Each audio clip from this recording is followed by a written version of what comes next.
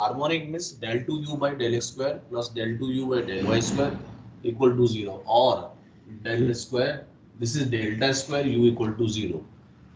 If u is given to you, u को differentiate करिए x के respect में, second differentiate again with respect to x. Similarly, u को differentiate with respect to y and again differentiate with respect to y. Then add both the terms.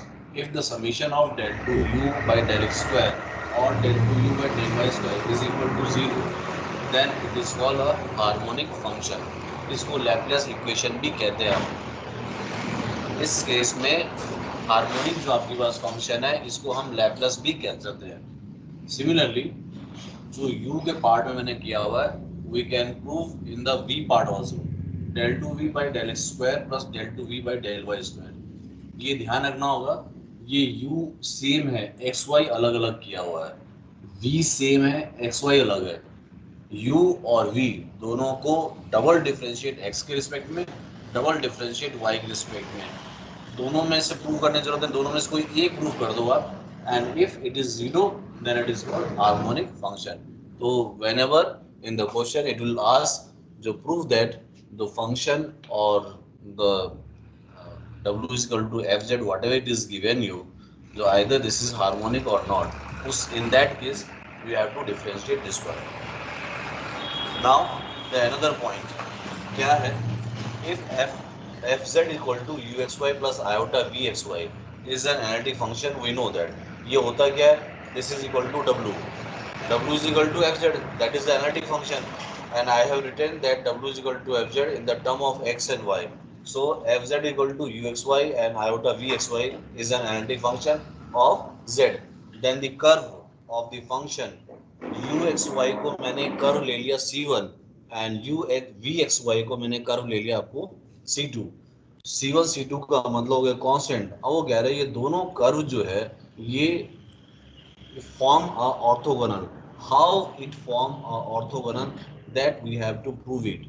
हमें एक analytic function है, उस analytic function को real और imaginary part है, real part एक curve हो जाए, इमेजिनरी पार्ट भी अगर एक कर्व हो जाए, कर्व जो कि कांस्टेंट के फॉर्म में लिया हुआ है इन्होंने, कर्व तो अपने पास में है, ये जो वैल्यू अपने जो ले रखा है which is automatically it is a constant, then we have to prove that जो आइदर दिस इज ऑर्थोगोनल और नॉट. ऑर्थोगोनल का मतलब ये होता है दो कर्व का स्लोप उनका product if it is equal to -1, then we can so say that जो both the curve the product of the curve is orthogonal. Orthogonal का मतलब ये हुआ दोनों कर्व का स्लोप, स्लोप का मतलब हो गया m1 और एक का m2. If product of m1 and m2 is equal to -1, then we can say that it is orthogonal. So now here we will prove that. अब प्रूव करने के लिए आपके पास में क्या है वो देखिए. फर्स्ट पार्ट जो आपने यू एक्स वाई लिया हुआ था, U x Y is equal to c1 था आपके पास में, U x Y equal to c1 आपके पास में. उस यू एक्स वाई को आप क्या करोगे, आप डिफरेंशिएट करो आप, ठीक है. You have to differentiate, U को डिफरेंशिएट करो एक्स के रिस्पेक्ट में, तो del you by del x plus U function should be differentiate with respect to X आपके पास में, ठीक है. सिमिलरली यू को वाई से जब करूंगा, del you upon del Y dot ये हो जाएगा D Y by D x, this is equal to 0. आपने फर्स्ट ईयर में अगर डेरिवेटिव वाला पार्ट पढ़ा होगा, उसमें किसी फंक्शन को हम अगर डेरिवेटिव करते हैं, चेन डेरिवेटिव, टोटल डेरिवेटिव, वो यही आपके पास में एक्स के रिस्पेक्ट में किया तो ये आ गया, वाई आपके पास खत्म, ये वाई के रिस्पेक्ट में किया तो इसका मतलब वाई को एक्स के रिस्पेक्ट में डिफरेंशिएट करना होगा, that is D Y by D x equal to 0. अब यहाँ पर आप क्या करो, D Y by D x की वैल्यू निकालो आप, D Y upon D x this is equal to D U by D X उधर चला गया, ये आ गया माइनस का del you by del x upon del you upon del Y, this is equal to del Y by del x. ये एक part है. इसी तरीके से similarly v is equal to v x Y equal to c2, del we upon का del x plus del we upon का del Y dot del y upon का del y कह रहा हूँ d Y by D x equal to zero, क्योंकि constant का differentiate zero आपके पास हो जाएगा। ठीक है, फिर यहाँ पर d Y by D x निकालिए, तो d Y upon D x is equal to minus का डेल वी अपॉन का del x upon del we upon, मैंने दो डिफरेंशिएट जो है कर्व का u x Y equal to c one और v x Y equal to c two को मैंने निकाल दिया। तो डी वाई बाई डी जिसको हम स्लोप कहते हैं ये हो गया, इसको आप m1 से रिप्रेजेंट कर सकते हो और इसे आप m2 से रिप्रेजेंट कर सकते हो। This is the call the slope, ये आपके पास स्लोप हो गया आपके पास में। ठीक है, अब देखिए उसके बाद मैंने क्या किया यहाँ पर,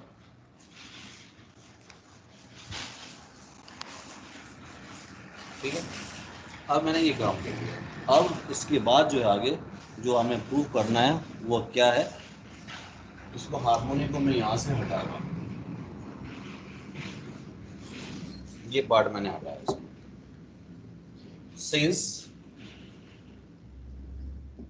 F Z equal to W and that W is equal to U plus iota V, या W is equal to F Z और U plus iota V is equal to F Z, ये एनालिटिक फंक्शन है।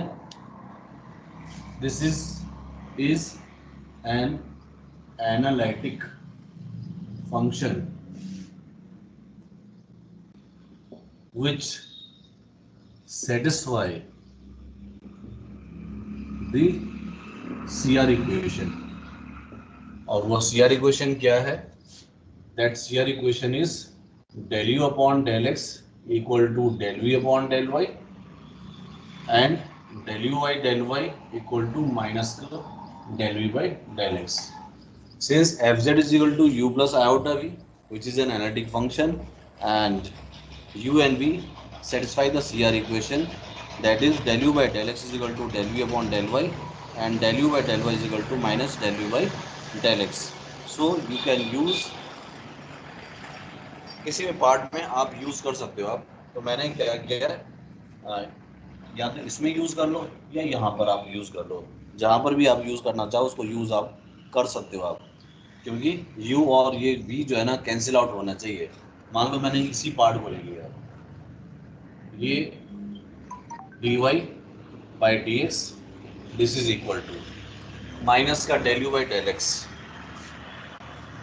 Minus का del you by del x, del you by del x को मैंने क्या कर दिया आपके पास में, ये आ गया माइनस का del we upon del y, फिर del you by del y उसको मैंने कर दिया minus del you by del x minus del v by del x. ठीक है, सिमिलरली दूसरे पार्ट को भी मैंने ले लिया अपने पास में, इसको हम लिख सकता हूँ del we upon del Y into del x upon del V. Minus से माइनस कैंसिल हो गया, इस दोनों को मैंने किया तो ये आपके पास में ये पार्ट आ गया आपके पास में, del you by del y और del you by del x. एक minute,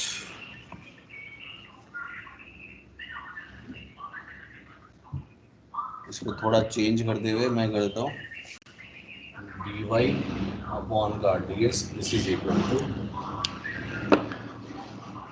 equal to del you by del y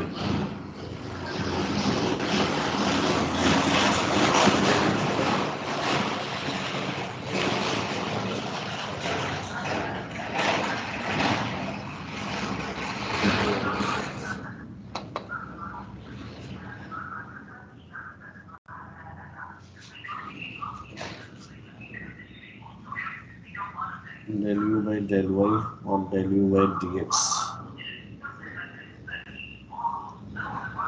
del you upon del you by del y from the 14 and the 13, 14 and 14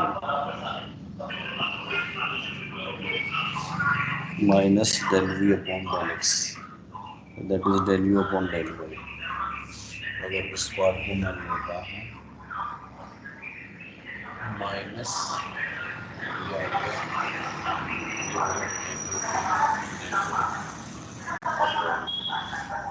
फिर del we upon del Y that is del you by del x, ठीक है.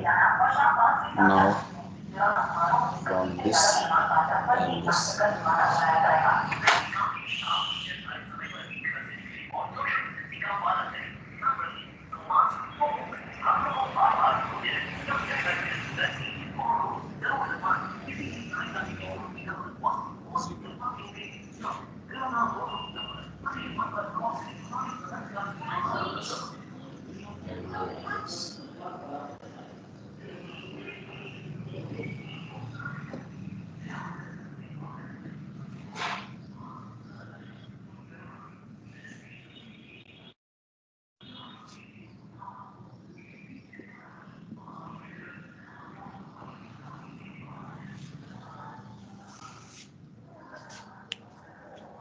it shows that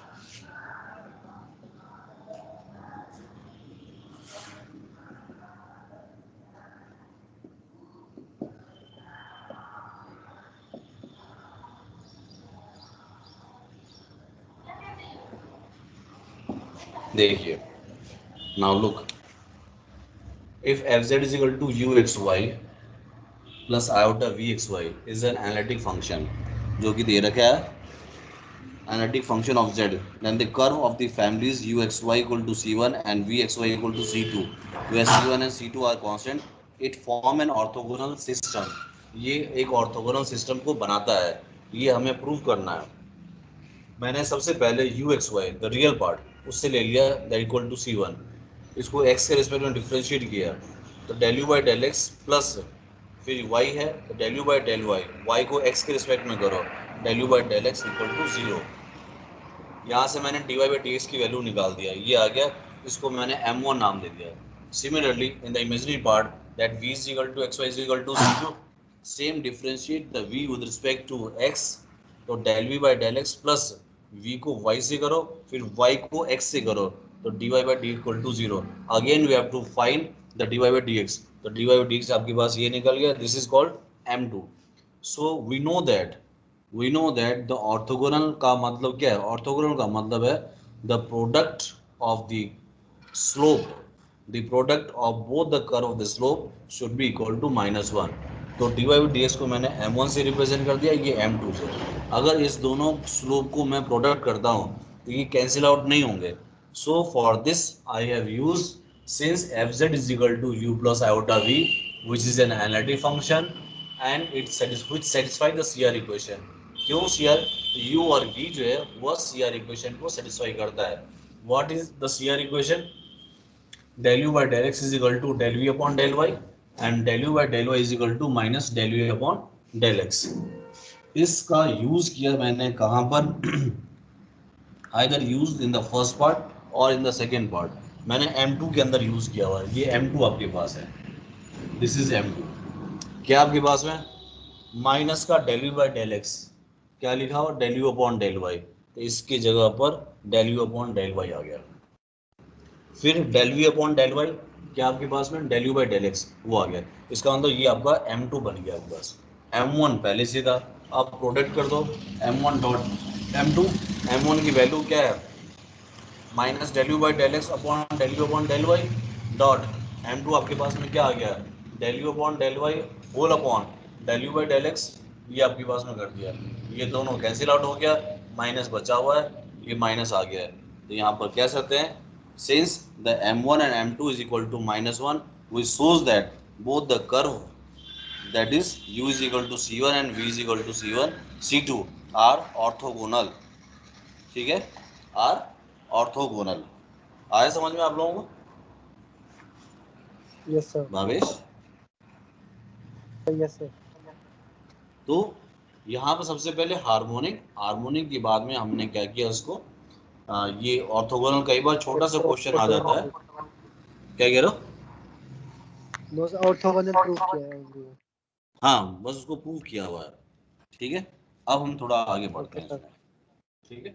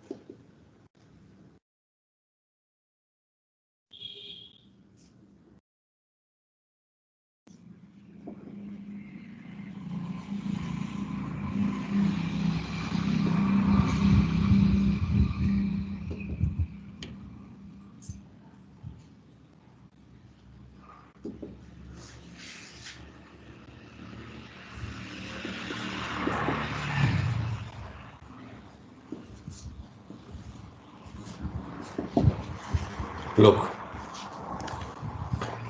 क्या कहता है question, पहले question को समझ लेते हैं। ये प्रूफ करने के लिए कहा हुआ है, prove that the function fz is defined as that fz is equal to x cube 1 plus iota minus y cube into 1 minus iota upon x square plus y square. z is not equal to 0, f0 is equal to 0 is continuous and CR equation satisfied at the origin, yet y dash 0 does not exist। कई सारी चीजें पूछी हुई है। सबसे पहले हमें ये बताना है जो ये जो पार्ट है सर ये ये टॉप से कंटिन्यूस। नहीं दिख रहा है सर। क्या कह रहे हो? सर ये टॉप से नहीं दिख रहा है, ब्लैक व्हाइट बोर्ड सर।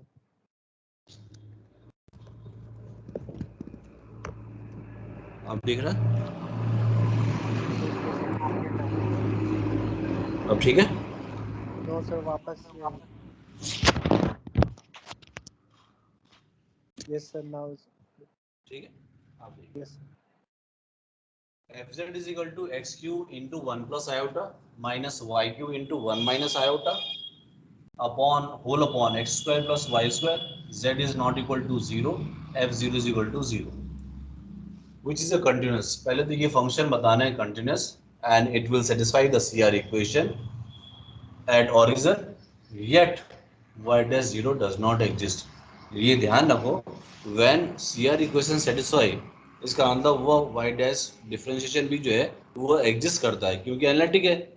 हमने कल भी अपने प्रूव किया था, जो एनालिटिक का मतलब हो गया उसका डिफरेंशिएट पार्ट, वो भी एग्जिस्ट होगा अपने पास में, लेकिन उसके बावजूद भी कह रहा है ये y डैश जो है डिफरेंशिएट जो है वो एग्जिस्ट नहीं कर रहा है। ऐसा हो सकता है, for example same as it is, for example if I can say a rectangle is a parallelogram, but parallelogram is not a rectangle।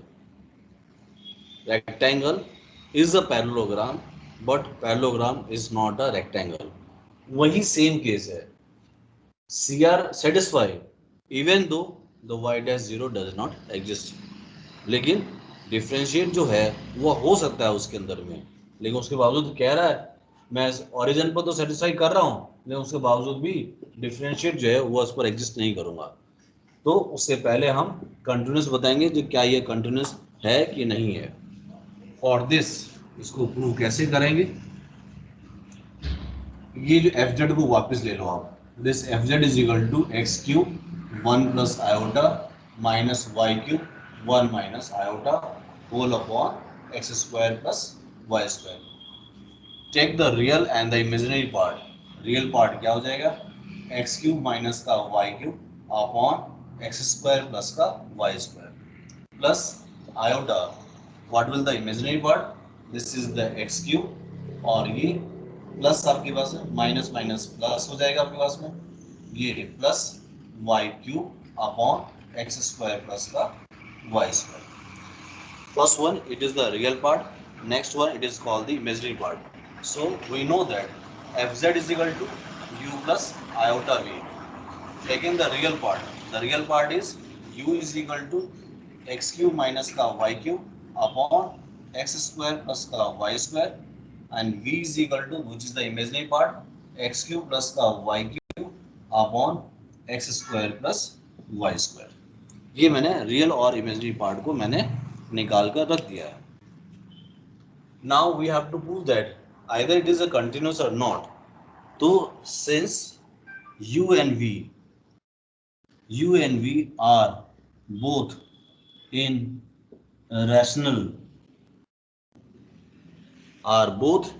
in rational function of x and y, rational function of x and y,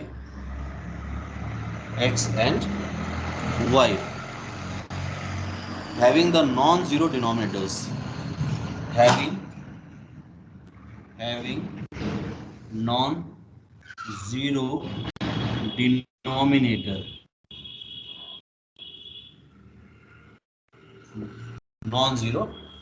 denominator, when z is not equal to 0, which is given here. ये दे रखा है आपके पास में z is not equal to 0. तो इसका मतलब ये हुआ जो ये जो x और y है डिनोमिनेटर में, इट विल नेवर बी 0. क्यों? क्योंकि z कह रहा है z is not equal to 0, and what is z? z is equal to x plus iota y. It is not equal to 0. इसका मतलब x और y दोनों ही आपके पास में 0 नहीं हुए. This is the real situation. वहां कंडीशन दे रखा है z is not equal to 0. z का मतलब x plus iota y, और x plus iota y का मतलब x और y दोनों 0 नहीं होंगे. वही मैंने यहाँ पर लिखा हुआ है. u and v are both in the rational function of x and y having the non-zero denominator when z is not equal to 0. Therefore u and v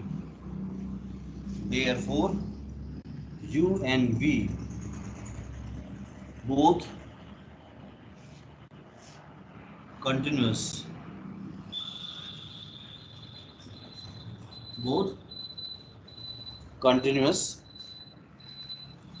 except at z is equal to 0. except z is equal to 0 पर ये function जो है u and v and hence fz are continuous function everywhere except at z is equal to 0. क्योंकि अगर ये 0 नहीं है, कोई भी वैल्यू पुट कर दो आंसर आएगा, इसका मतलब कंटिन्यूस फंक्शन हो गया. If this is not equal to 0 then you will get the value. अगर वैल्यू मुझे मिल गया, इसका मतलब कंटिन्यूस फंक्शन हो गया. तो एक पार्ट जो आपके पास में कहा हुआ था वो कंटिन्यूस, ये तो मेरा प्रूव हो गया. इसके लिए सिर्फ यही है पॉइंट जो है, ये point z is not equal to जो मैंने लिखा हुआ है, u and v are both in rational function of x and y having non zero denominator. That is, when z is not equal to 0, u and v will both continuous except at z is equal to 0. ये जो language है, this is important for the continuous function. ये part तो मेरा हो गया. अब मुझे इसमें CR इक्वेशन को सेटिस्फाई करना है. How I will prove the CR equation? इसको रब करूं मैं? Okay sir. Hello, yes sir. इसे मैं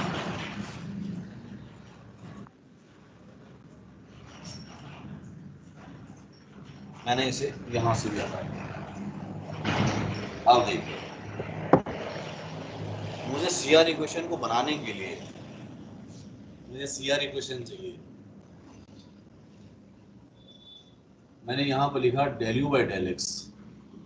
This is equal to limit x tends to 0 uxy minus u0 upon x. ये आपके पास में u00. ये मैं u का काम कर रहा हूँ, इसलिए आपके पास में ऐसा होगा.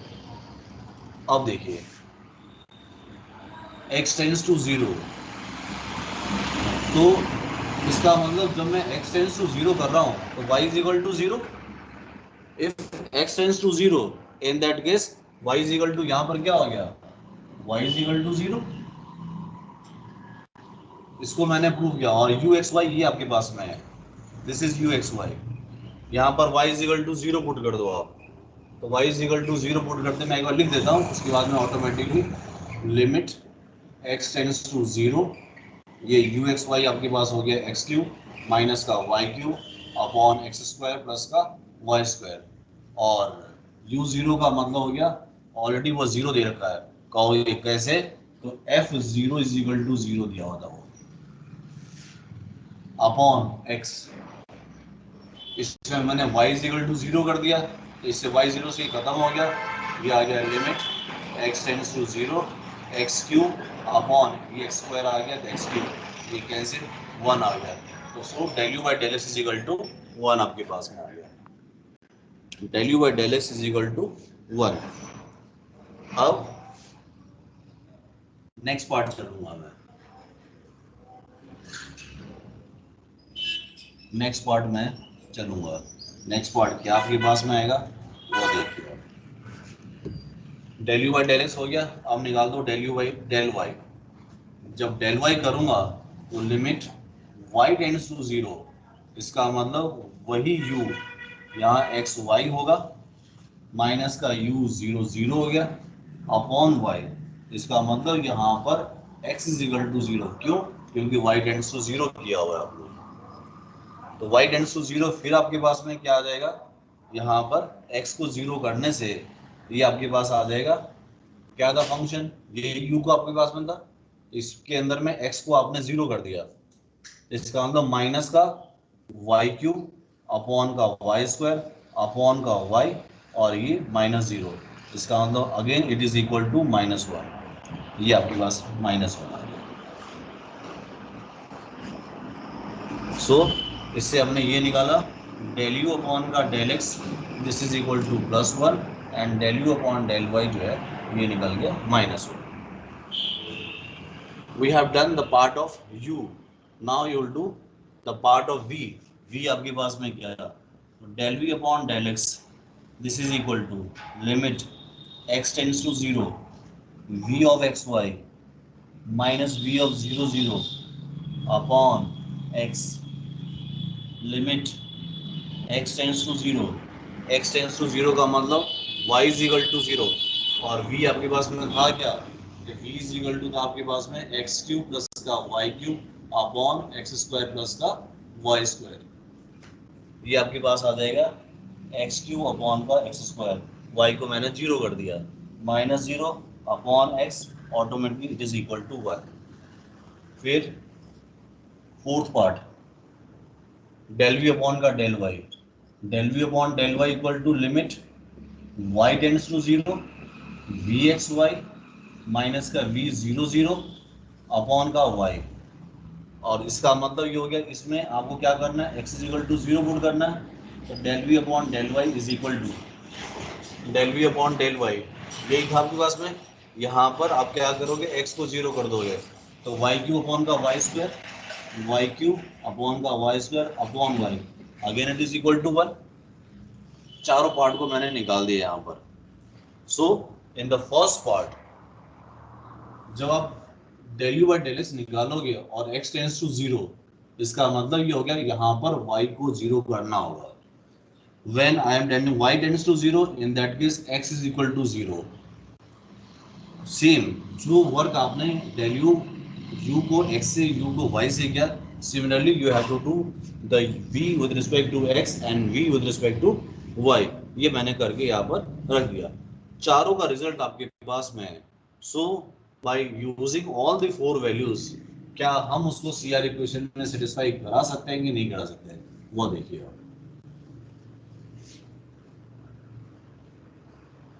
We know that del CR equation होता क्या है, del you by del x equal to del we upon का डेल वाई. एक होता है del you by del y equal to minus का del you upon del x. जो आपने रिजल्ट निकाला वो देखिए, del you by del x क्या निकाला आपने, दैट इज 1, ये मैंने 1 रख दिया। Del we upon del y equal to 1, ये 1 हो गया। फिर del you by del Y this is equal to -1 equal to minus del we upon del x 1, ये 1। इसका अंदर this 1 is equal to 1, -1 equal to -1। So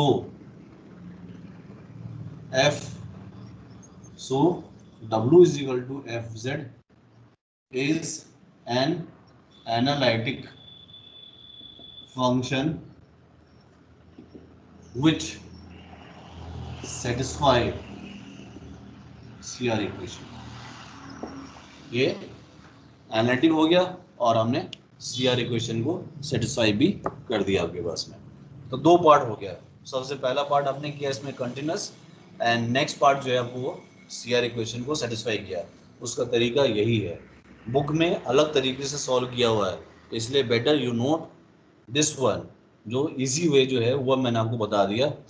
book में जो है थोड़ा सा उसमें यू में H को जोड़ा हुआ है, K को जोड़ा हुआ है, तो उससे मैं थोड़ा आपको अलग कर दिया। मैंने कर सकते हैं, वो भी एक पार्ट है, लेकिन उनसे मैं थोड़ा अलग कर दिया। ये तो हो गया ये। अब उसने कहा ऑरिजिन को देखने का काम। अब चलते हैं, should I rub this one, हटा दूं इसे? Yes sir. तुम कुछ नोट भी कर रहे हो कि नहीं बेटा? No sir, I have write down sir. क्या कह रहे हो? I have write down sir. चलो सर ठीक है। मैंने लिख लिया साथ में। हाँ मतलब या तो पूरा लिख लो समझने में, क्योंकि बुक में जो मैंने आपको PDF भेजा था वह बुक में जो तरीका समझा रहेगा उससे थोड़ा डिफरेंट है, इसलिए कह रहे हैं उसको नोट जरूर कर लेना आप। यस अब सर, दो पार्ट इसी तो से मेरा समझ में, क्या कह रहे हो? सर इसी से समझ में आता है, बुक से इतना समझ में चलो नहीं आता। चलो ठीक है, वेरी गुड। अगर मेरे समझाने से तुम्हें ढंग से आ रहा है तो वही सबसे मेन चीज़ है मेरे लिए। आप देखिए, ये सारा काम हो गया। अब मैं I am talking about the origin point. Origin कैसे हम निकाल के, उसने कहा था जो कॉन्टिन्यूस हो गया, CR इक्वेशन भी हो गया आपके पास में, और उसने कहा था yet F'0 does not exist, वो हम कैसे निकालेंगे? तो F'0 देखिए आपको मैंने कल फॉर्मूला बताया था। F'(z) क्या था आपके पास में? Fz प्लस का डेल z माइनस का Fz अपॉन का z, और ये था आपके पास में लिमिट z टेंड्स टू 0। यही था आपके पास में कल जो मैंने आपको सवाल जो मैंने समझाया था एनालिटिक फंक्शन, उसमें डिफरेंशिएशन का पार्ट यही था। अब यहाँ पर वो कहता है जो F'0 पर जो है ना, वो आप चेक करके मुझे आप बताइए ये क्या हो सकता है। इसका मतलब F'(z) is equal to limit z tends to 0। ये तो बन गया आपके पास में, क्योंकि z प्लस डेल z का मतलब कोई ना कोई फंक्शन, यहाँ पर जीरोस को मत कर देना। ये z plus del z is a function, ये पूरा मिलाकर एक फंक्शन है, माइनस यहाँ पर आप Fz की जगह ये 0 कर सकते हो, and whole upon this z। इसका मतलब आप इस z की जगह 0, तो दिस F'(z) इक्वल टू, ये आपके पास में तैयार हो गया। अब Fz क्या आपके पास में, तो क्वेश्चन से आप उसको उतार सकते हो। ये लिमिट कर दिया, z टेंड्स टू 0 कर दिया आपके पास में। Fz आपके पास था x³ माइनस का y³ अपॉन x² प्लस का y² plus iota x³ plus का y³ अपॉन x² प्लस का y²। ठीक है, ये तो हो गया आपका Fz। F'0 is equal to 0, ये 0 हो गया, whole upon z is equal to क्या? x plus iota y, x plus iota y। इसका मतलब ये आपके पास में सॉल्व हो जाता है।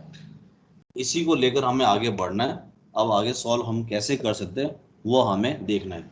इसका मतलब x² प्लस y² कॉमन आ गया, यहाँ पर आप कर दो लिमिट z टेंड्स टू 0, ये आ गया x³ माइनस का y³ ब्रैकेट बंद प्लस आयोटा x³ प्लस का y³ whole upon x² plus y², क्योंकि ये एलसीएम नीचे का कॉमन था, और ये आ गया x प्लस आयोटा y। तो मैंने ये क्या बन गया? F'0 ये बन गया। हमें ये प्रूव करके दिखाना है जो F'0 जो है, 0 का मतलब हो गया ओरिजिन, ये एग्जिस्ट नहीं करेगा। How it will not exist, that I have to prove it. आप प्रूव करने के लिए आप देखिए,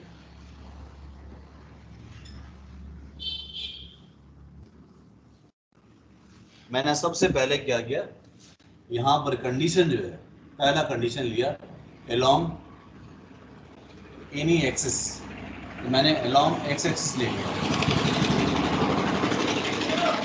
एनी एक्सिस का मतलब हो गया अलोंग एक्स एक्सिस ले लिया मैंने, ठीक है ना, along x axis, x axis का मतलब हो गया y इज इक्वल टू 0। आपको जरूरी नहीं जो x के अलोंग नहीं करना, आप y एक्सिस पर भी चल सकते हो, तो वहां पर आपके पास में x इक्वल टू 0 करना होगा। If I am taking the curve या that line with respect to x axis, in that case it will y equal to 0, तब आपके पास में क्या बन जाएगा, उसको आप लीजिए आप यहाँ से f dash 0 this is equal to, ये 0 हो गया, ये 0 हो गया, तो x cube plus iota x cube, तो एक्स क्यूब आपके पास में कॉमन आ गया, 1 प्लस आयोटा आ गया अपॉन, फिर आपके पास में y को 0 कर दिया, तो एक्स स्क्वायर और ये आपके पास में x that is x cube आ गया, इस एक्स क्यूब से एक्स क्यूब कैंसिल हो गया, तो f dash 0 is equal to 1 plus iota, ये एक रिजल्ट आ गया मेरा, दिस वन, ये मैंने रिजल्ट निकाला किसके अलोंग एक्स एक्सिस के अलोंग निकाला मैंने, जहां पर y इज इक्वल टू 0 मैंने पुट किया हुआ है। अब एक और मैं काम करूँगा, क्योंकि अभी तक तो हम ये बता ही नहीं पा रहे हैं जो भाई ये आपका एग्जिस्ट कर रहा है कि नहीं कर रहा है, अभी तक मुझे कुछ पता नहीं है, क्योंकि हमने सिर्फ एक एक्सिस के अलाउ निकाला हुआ है। अब एक और एक्सिस के अलाउ निकालूंगा, उस पर रिजल्ट अगर सेम आ गया तो मैं कह सकता हूँ this f dash 0 is existing. अगर if the value of f dash 0 equal to whatever the value will be, अगर सेम नहीं आ रहा है, इसका मतलब इट विल नॉट एग्जिस्ट, और नॉट एग्जिस्ट का मतलब ये हो गया, अब वो देखिए, अब मैं ले लेता हूं along any line, that line मैंने y is equal to x कर दिया, क्योंकि y is equal to mx plus c, तो मैंने y is equal to x ले लिया, वहां c को 0 मानते हुए, ये भी हो सकता है क्योंकि we know that y is equal to mx plus c है, यहाँ m is equal to 1 और c is equal to 0, कुछ भी ले सकता हूँ, ऐसा जरूर नहीं जो m is equal to 1 c is equal to 0 ही लेना है, आप कुछ भी ले सकते हो आप, तो मैंने y is equal to x ले लिया, इसका मतलब f dash 0 is equal, जहां पर y is equal to x है, इसका मतलब ये 0 हो गया, ये 0 प्लस दोनों ऐड हो गए, x क्यूब और x क्यूब 2x क्यूब हो गया, तो 2x क्यूब का आयोटा अपॉन, यहाँ पर आपके पास में एक्स स्क्वायर, तो ये 2x स्क्वायर हो गया, फिर x को कॉमन ले लो आप, तो आपके पास में x कॉमन लेते ही ये 2x क्यूब आ गया, और ये आ गया 1 प्लस का आयोटा, तो 2x क्यूब से 2x क्यूब आ गया, ये क्या आपके पास आयोटा अपॉन 1 प्लस आयोटा, यहाँ पर f dash 0 is equal to iota upon 1 plus iota, ये आपके पास आ रहा है, पहले आपने निकाला था 1 प्लस आयोटा, अब ये आ रहा है आयोटा अपॉन 1 प्लस आयोटा, तो हम यहाँ पर लिख सकते हैं, यू कैन राइट हियर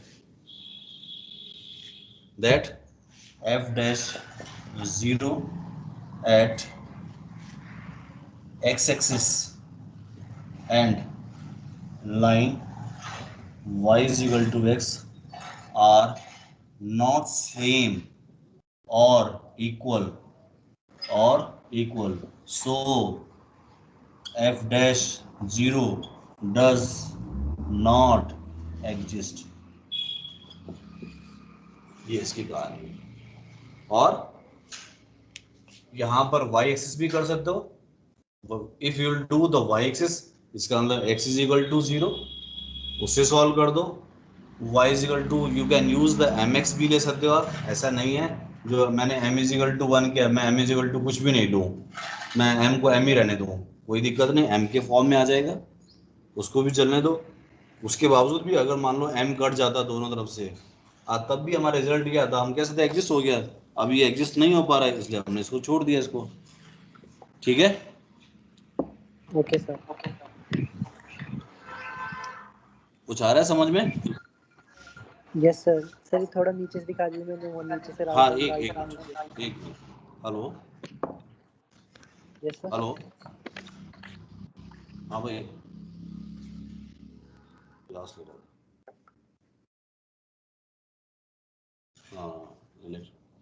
हाँ इलेक्ट्रॉनिक्स की चल रही क्लास। हाँ ठीक ठीक ठीक ठीक ठीक ठीक है। तो ये आपके पास में, हाँ अब क्या कह रहे थे तुम, मुझे कुछ कह रहे थे? सर हाँ सर, ये थोड़ा नीचे से। हाँ यस सर, ओके सर। ठीक है। Okay sir.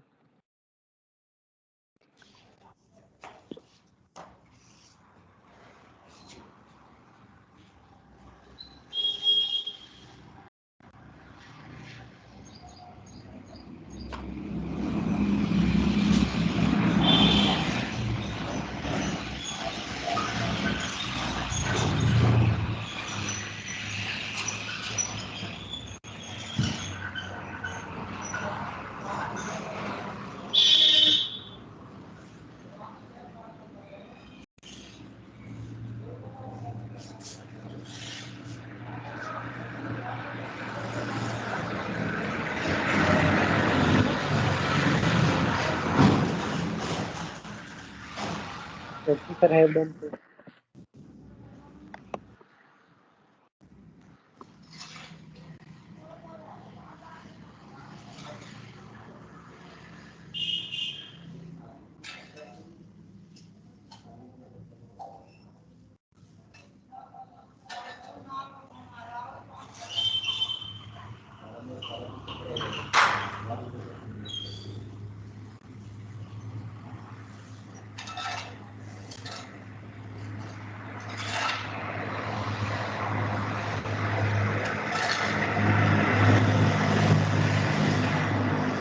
I have done sir.